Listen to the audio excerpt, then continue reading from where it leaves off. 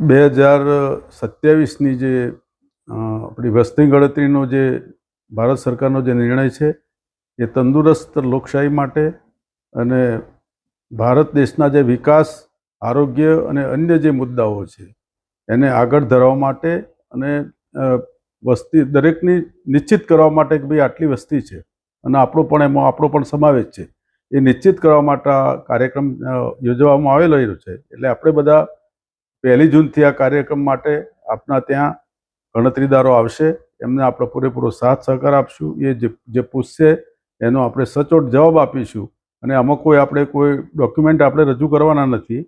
જે પૂછે એનો જવાબ આપવાનો છે. એટલે ઓનલાઈન પણ બધું આ વસ્તી ગણતરીનું કામ ચોક્કસ થશે અને એના લીધે ભારત રાષ્ટ્રનું જો 2047નું વડાપ્રધાનનું જે લક્ષ્ય છે વિકસિત ભારતનું, એ આપણે 100% પૂરું કરશું.